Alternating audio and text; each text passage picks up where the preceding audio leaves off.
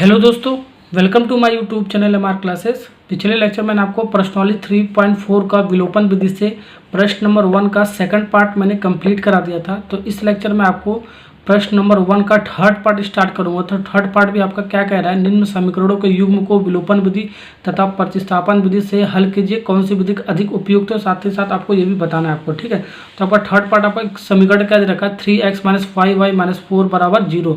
और सेकंड समीकरण आपका क्या दे रखा है, 9x बराबर 2y + 7, ये आपका दे रखा है कंडीशन। ठीक है, अब इन दोनों समीकरणों को हम विलोपन विधि तथा प्रतिस्थापन विधि से हल करेंगे। साथ ही साथ आपको बताना है कौन सी विधि अधिक उपयुक्त है। ठीक है, या लास्ट में आपको ये बताना भी है। ठीक है, अब इसका चलो स्टार्ट करते हैं इसका हल। अब हम इसका सोल्यूशन करेंगे थर्ड वाला पार्ट का। तो आपका समीकरण नंबर 1 ये दे रखा है, समीकरण नंबर 2 आपका ये दे रखा है। इस समीकरण को हम इस फॉर्म में लिख सकते हैं, 3x - 5y बराबर 4। ये आपका समीकरण नंबर 1 मान लें। -4 को हम दाएं पक्ष में ले जा रहे हैं तो +4 आपका बन जाता है। ठीक है, और ऐसे इसका 9x - ये 2y आपका प्लस दाएं पक्ष में, तो बाएं पक्ष में ले जाओगे तो -2y हो जाएगा बराबर 7। ठीक है, अब आपका फॉर्म तैयार हो गया, इस फॉर्म में आपका तैयार हो गया। इसको समीकरण नंबर हमने 2 मान लिया। ठीक है, अब हम इसको विलोपन विधि से सबसे पहले हल करते हैं, उसके बाद प्रतिस्थापन विधि से हल करेंगे। ठीक है, तो सबसे पहले हम विलोपन विधि से हल करते हैं। तो विलोपन विधि क्या था आपका, या तो x वाला टर्म हटाना होता है या तो y वाला टर्म हटाकर सॉल्व करना होता है। ठीक है, तो x वाले टर्म को विलुप्त करोगे यानी कि हटाओगे x वाले टर्म को, तो y के लिए आपको सॉल्व करना पड़ेगा। तो y बराबर जो आएगा, y का मान या तो समीकरण नंबर 1 में रख दोगे, समीकरण नंबर 2 में रख देंगे, तो आपका x एंड y का वैल्यू आ जाएगा। ठीक है, तो हमने आपको बताया था x एंड y दोनों के लिए सॉल्व करके मैंने फर्स्ट वाले पार्ट में करा रखा है। ठीक है, वो वाला लेक्चर आप देख लेना, कैसे x हटाया था, कैसे y हटाया था। ठीक है, आपको पता चल जाएगा। ठीक है, मैंने आपको ये भी बताया था x वाला टर्म हर एक क्वेश्चन में हम हटाकर चलेंगे, यानी कि x वाले टर्म को हम विलुप्त करेंगे। ठीक है, क्या रूल था आपका। ठीक है, समीकरण नंबर 1 को मल्टीप्लाई करते हैं, समीकरण नंबर 2 को मल्टीप्लाई करते हैं। समीकरण नंबर 1 को कितने से मल्टीप्लाई करते हैं, तो हम समीकरण नंबर 1 के लिए मल्टीप्लाई करने के लिए समीकरण नंबर 2 देखते हैं, जो आपका x का गुणांक होता है, वही हम समीकरण नंबर 1 में मल्टीप्लाई करेंगे। ठीक है, x का गुणांक आपका क्या है, 9 है, तो समीकरण नंबर 1 में हम कितने से मल्टीप्लाई करेंगे, 9 से मल्टीप्लाई करेंगे। ये x का गुणांक और इसका गुणांक आपको बराबर करने के लिए हम मल्टीप्लाई करते हैं। ठीक है ना, अब देखो समीकरण नंबर 2 में कितने से मल्टीप्लाई करेंगे हम, देखो x का गुणांक कितना है, 3 है, तो हम ये 3 से मल्टीप्लाई करेंगे। ठीक है ना, यही आपका प्रोसेस था। अब क्वेश्चन आराम से सॉल्व कर सकते हो। ठीक है, कुछ नहीं करना, तो समीकरण नंबर 1 और समीकरण नंबर 2 को हम विलोपन विधि को मल्टीप्लाई करके x वाला टर्म सेम लाना होता है। ठीक है, x का जो गुणांक होता है उसको हम सेम लाकर उसके बाद हम घटाकर या ऐड करके उसको हम, ठीक है, x वाले टर्म्स को हटा देते हैं। ठीक है, ये प्रोसेस ही मैंने आपको बता रखा है। ठीक है, यानी कि हमने समीकरण नंबर 1 को कितने से मल्टीप्लाई कर दिया, समीकरण नंबर 2 का हम x का गुणांक देखेंगे यानी 9 से मल्टीप्लाई करके, और समीकरण नंबर 2 को कितने से मल्टीप्लाई करेंगे हम, x का गुणांक समीकरण नंबर 1 से देखेंगे, 3 है तो हमने 3 से मल्टीप्लाई करें। इतना प्रोसेस आपको समझ में आएगा ना। अब इसको सॉल्व करते हैं तो क्या मिलता है, अब इसको हम लैंग्वेज पार्ट में भी लिख लेंगे। देखो समीकरण नंबर 1 को 9 से, समीकरण नंबर 1 को हमने 9 से मल्टीप्लाई किया और समीकरण नंबर 2 को हमने 3 से मल्टीप्लाई करने पर क्या मिल रहा है उसको लिखते हैं। देखो ये आपका हो गया 9 × 27, x वाला आपका जो गुणांक होगा वो आपका सेम आ जाएगा। ठीक है, दोनों समीकरण को मल्टीप्लाई करके, यही आपका प्रोसेस होता है। तो 9 × 5 = 45, ये आपका 9 × 4 = 36। जो हम समीकरण नंबर 1 में मल्टीप्लाई करते हैं या समीकरण नंबर 2 में जब हम मल्टीप्लाई करते हैं तो बाएं पक्ष में और दाएं पक्ष में दोनों का आपका मल्टीप्लाई होता है। ठीक है, ये चीज़ आपको ध्यान रखना है। ठीक है, अब 3 का मल्टीप्लाई इसमें करते हैं, समीकरण नंबर 2 में 9 3 9 27, 27x, फिर इसके बाद ये माइनस 3 दूनी 6y, फिर उसके बाद बराबर 7 × 21। इतना समझ में आ गया ना, मल्टीप्लाई करके कैसे मैंने लिख दिया। अब देखो, अब हम घटाने पर लिखेंगे, घटाओगे तभी आपका +7x है, ये -7x से आपका कट जाएगा। तो घटाने, ठीक है, घटाने पर आपका ये वाला साइन आपका चेंज हो जाता है, प्लस हो तो माइनस हो जाएगा। ठीक है, ये आपका प्लस है, ठीक है, ये आपका माइनस हो जाएगा। ठीक है, ये माइनस है तो आपका प्लस हो जाएगा, ये प्लस है तो आपका ये माइनस हो जाएगा। ठीक है, घटाने पर आपका साइन चेंज हो जाता है। ठीक है, प्लस है तो माइनस हो जाएगा, माइनस है तो प्लस हो जाता है, लेकिन जोड़ने पर आपका अगर प्लस है तो प्लस ही होगा, माइनस है तो माइनस ही होगा। ठीक है, हम घटा इसलिए रहे हैं क्योंकि हमारा ये +7 है, +27x है, इसको हम -27x करेंगे तो आपस में कट जाएगा। ठीक है, यही प्रोसेस आपका होता है। ठीक है, इसको काट दो, अब ये कट गया। ठीक है ना, अब देखो इसको सॉल्व करो, -45y + 6y कितना आ गया, कितना आपका आ गया, 39 आ गया आपका। ठीक है ना, माइनस साइन के साथ देखो, -45y में से +6y जाएगा तो आपका -39y आपका आ जाएगा। ठीक है, अब इसको घटाओ, +36 में से -21 जाएगा, कितना बच जाएगा, 6 में से 1 जगह 5, फिर ये 15 बच जाएगा आपका, ठीक है ना। ओके, अब देखो y के लिए इसको सॉल्व करो तो y बराबर आपका क्या निकल के आ रहा है, 15/-39, ठीक है। 3 से काट दो, 3 पच्चे 15, 5 बार में जाएगा, ठीक है। ये 3 का 3, 3 3 का 9, 13 बार में जाएगा, ये माइनस आ गया, -5/13 आपका y का वैल्यू आ गया। अब x का वैल्यू हम समीकरण नंबर 1 में रख देंगे या तो समीकरण नंबर 2 में रख देंगे, ठीक है। तो हमारा वो क्या आ जाएगा, x का वैल्यू आ जाएगा, ठीक है ना।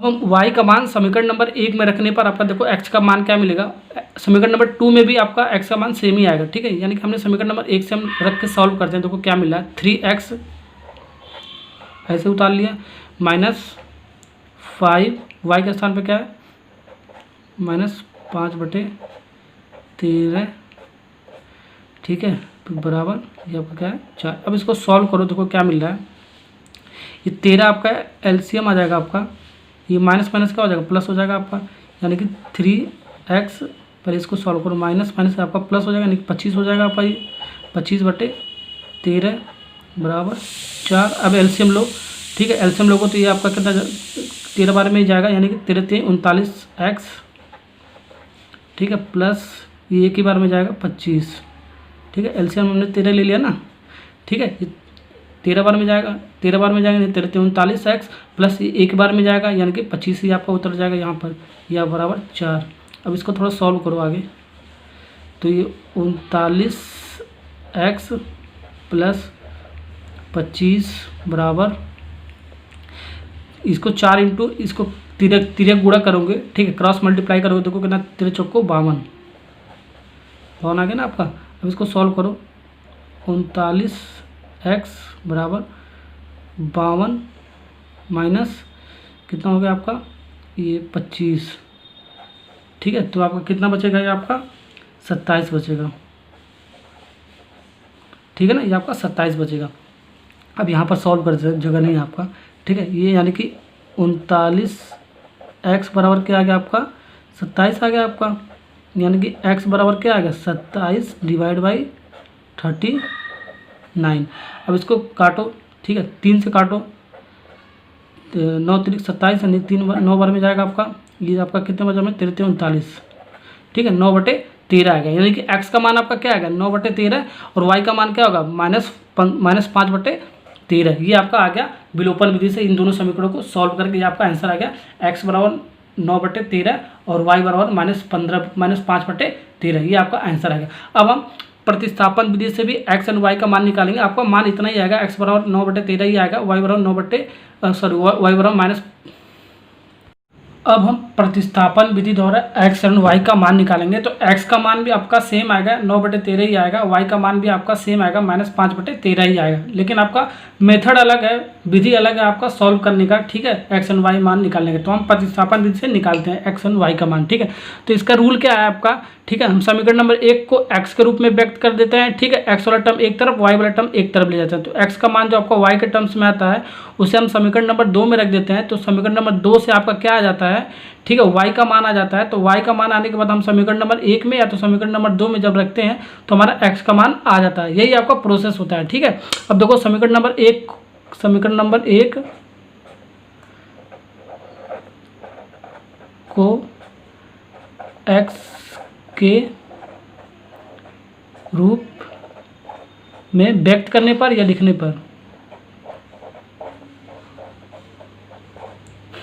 ठीक है, समीकरण नंबर 1 को x के रूप में लिखने पर आपका क्या मिल रहा है, देखो x वाला टर्म एक तरफ ले जाओ, बाकी वाला जो टर्म्स होगा उसको दाएं पक्ष में ले जाना होता है, ठीक है। ये 5y, देखो -5y है तो आपका +5y हो जाएगा, यानी कि x बराबर क्या आ गया आपका 4 + 5y / 3, ये x का मान इस टर्म में हमारा आ गया। अब x का मान हम समीकरण नंबर 2 में रखेंगे, एक में हम नहीं रखते हैं, एक में कभी भी नहीं रखेंगे, ठीक है, x का मान, क्यों, क्योंकि ये आपका समीकरण नंबर 1 से ही आपका निकल के आया है। ओके, समीकरण नंबर x का मान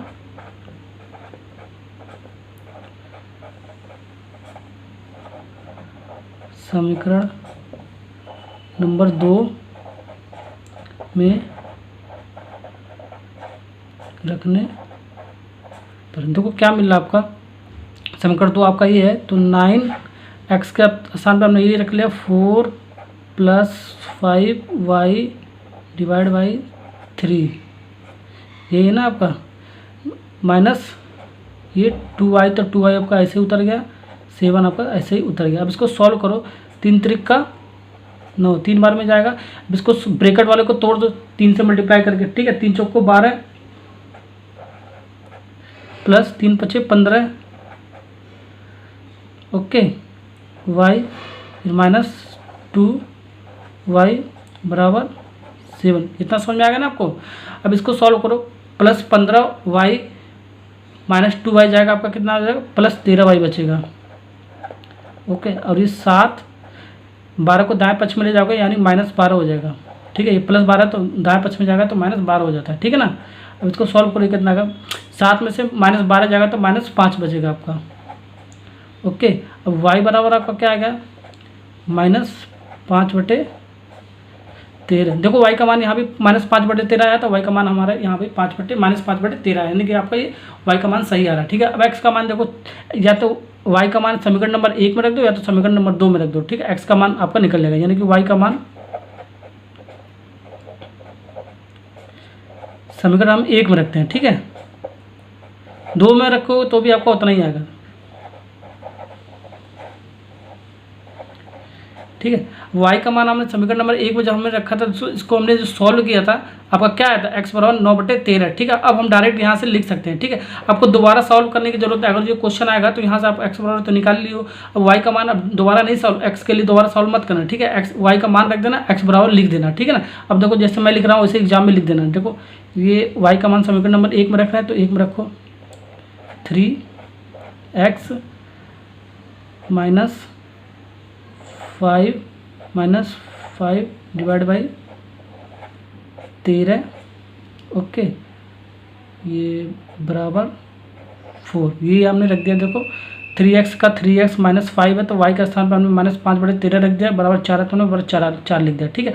अब इसको सॉल्व करोगे आपका इतना ही आएगा, मैंने इसको सॉल्व करके यहाँ पर दिखा रखा है। तो x बराबर कितना आएगा आपका, ऐसे डायरेक्ट लिख सकते हो 9/13, ओके। अब हमारा प्रतिस्थापन विधि से भी x का मान 9/13 आ गया और y का मान कितना -5/13 आ गया। अब विलोपन विधि से आपको मान उतना ही आ रहा था, x बराबर 9/13 और y बराबर -5/13 ही आपका आंसर आपका सेम आ रहा, ठीक है। अब क्वेश्चन में आपका ये भी पूछा था, ठीक है, आपका राय पूछा था, ओके, कि कौन सी विधि अधिक उपयुक्त है, यानी कि कौन सी विधि आपका अधिक उपयुक्त है दोनों विधियों में, ठीक है। हम ये नहीं कह सकते हैं कि विलोपन विधि सही है कि प्रतिस्थापन विधि आपका सही है, ठीक है, क्योंकि कहीं कहीं क्वेश्चन में आपका विलोपन विधि सही लगता है, ठीक है, क्वेश्चन इजी से सॉल्व हो जाता है, कहीं कहीं आपका प्रतिस्थापन विधि से भी आसानी से हल कर सकते हो, ठीक है। यानी कि ये कहीं नहीं सकते हो आपका कौन सा विधि अधिक उपयुक्त है, यानी कि हम ये लिखेंगे, ठीक है। आप ये अपना राय दे सकते हो, विलोपन विधि आप अधिक है ये आप लिख सकते हो एग्जाम में,